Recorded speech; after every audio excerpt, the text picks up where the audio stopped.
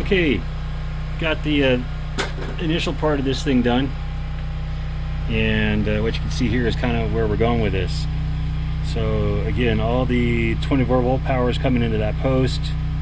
It's coming out to each one of these circuit breakers, and then what I'm going to do is I'm going to take it from the open end and connect them to every third one of these. So this will represent this will be 3 circuit breakers, this will be the other 3. So I'll have these 2 available on circuit 1, circuit 2, circuit 3, 4, 5, and 6. So that's kind of the way I'm going to do that.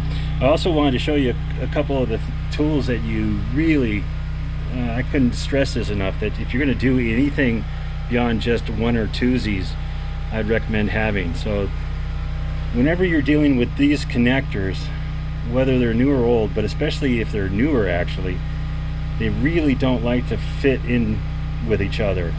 You don't like when you're putting the ends on them, like these guys here. If you're putting in a new end on a wire, the hole's really small and it's rubber against rubber, and it's really sticky, and they don't like to fly. So what you end up using is this stuff.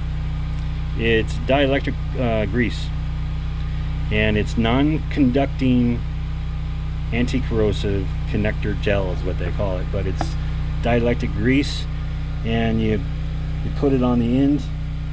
Whether you're going to slide it on, you put it on this end or whatever end you're going to do, and then when you get it in there, you just kind of move it around and it tends to slide right in. Also on the wire end, when you're making these up and you're going to go ahead and have a new wire end, go ahead and put some grease on the wire before you slide the connector on together, because again, the rubber is really, it's a lot of friction here, and if you don't have grease on the cable when you're trying to put the connector on, sometimes it just won't go. So that's, if you're going to be doing any of the kind of military wiring connectors, this is almost, you have to have this stuff. I can't imagine not doing it without it. You'd be out of your head. Then of course you need the crimper. This is the special crimper used for those. That's, you put them in the center, and it has 4 points of contact inside these, and you can see them coming together. Yeah, there we go, kind of like crosshairs. And so they crimp it from 4 sides, not just 1 or 2, so that gets a really good crimp on there. Now I know that I think the military also solders theirs. Now that's an option. I found that the crimp that I'm getting on this stuff is really, it's pretty good. You can't put, if you do it right, it won't come off. But if you want to go ahead and solder it, hey, power to you. Obviously that's a little bit of extra help. Crimpers. Now these are crimpers that you would use for ends where you've got the little plastic, like it could be a yellow, blue, or red, I think, and that represents different wire sizes. I think red is 22 gauge, blue is down to 14, and I think yellow is for like 12 or whatever. So when you get connectors, like in this case I'm using these little round connectors that are going to basically connect on here. Once I connect that end and then go into here, I'll be using this on the other end of the wire, and then tying it down on these terminals. You can, when you buy these, a lot of times you get the really cheap ones, that crimpers that come with it, and you know what, within a couple crimps, they don't crimp right anymore. They tend to just kind of move back and forth as you're crimping, and you don't get a good set of crimp going. So again, if you're going to do more than a dozen of those, go out and get yourself a decent crimper tool that doesn't do that'll hold up. Now you're going to spend a little bit of money on this. I think this one was 20. You could even get them with the ratcheting kind, which is, I'm probably going to get that one next, because I do enough that I'll probably upgrade. But get yourself a good set of these, and you won't cry. These were by Southwire, but Irwin and a bunch of other guys make electrical tools, and it gives you a really good crimp. It doesn't wobble while you're trying to do it. And then the other thing that you really should have is one of these guys. This is a wire stripper, and it has various, let's see if I can get this to focus there. I think you can see that. It has various wire gauges that it show right there for crimping.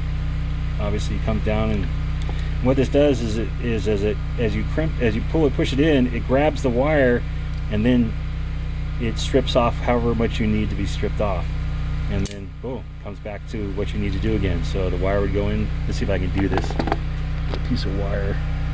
So you'd lay the wire in here. I don't know if I can do this one-handed. Hold on. There we go. Okay, so you can see how the wire's in there, and I've crimped it to the point. I mean, I pushed the handle together enough so it's holding the wire. But watch what it does. See it? Boom. And so it holds the wire and clips off whatever you need, and then you're ready for the next one. These are about 30 bucks. Again, if you're doing any kind of more than just a couple or even a dozen, get yourself some tools. It will put your frustration factor down, way down.